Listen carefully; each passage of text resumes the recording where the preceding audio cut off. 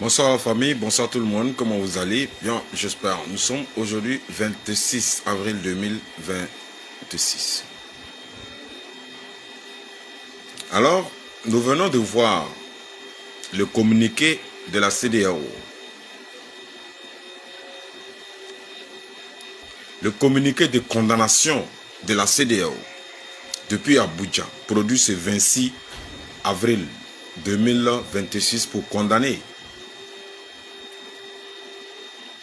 l'attaque des mercenaires de l'OTAN. La question que nous posons, c'est depuis quand des condamnations résout un problème? Je vais vous ramener en Ukraine. Ça fait 4 ans que l'Ukraine est en conflit. L'Ukraine n'est pas membre de l'Union européenne.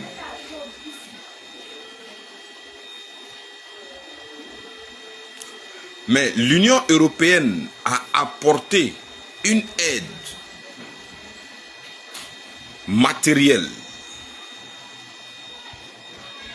avec des humains et du financement pour aider l'Ukraine dans la guerre. L'argent estimé est plus de 152 milliards de dollars que l'Union européenne a donné à l'Ukraine pour s'armer contre la Russie. Mais depuis 2012 jusqu'en 2024, la CEDEAO n'a jamais porté même un seul aiguille pour aider le Mali. Parce que 2024, c'est là que le Mali s'est retiré de la CEDEAO. Mais de 2012 à 2024, la CEDEAO ne fait que condamner sans apporter même une aiguille à la CEDEAO et au Mali. Le Mali était dans la CEDEAO. Et l'un des pays de membres fondateurs de la CEDEAO. Et ce pays fondateur de la CEDEAO est dans une crise.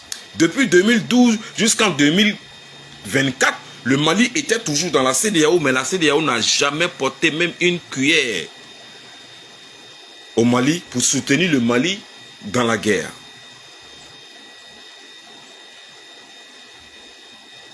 Jusqu'à ce que le Mali se retire de la CEDEAO. La CEDEAO n'a fait que condamner sans rien apporter de concret. Et jusqu'à aujourd'hui encore, il continue de condamner. Depuis quand une condamnation résout un problème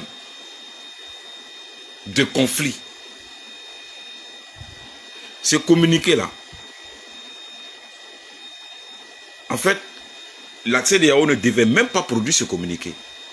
On les a incités à sortir. Ils n'ont rien compris et ils sont sortis.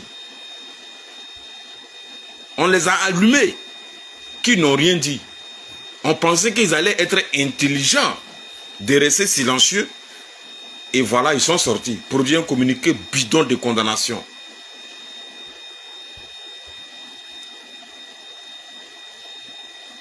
Ce qui s'est déjoué au Mali hier, on revient avec une vidéo de décortication, vous allez mieux comprendre.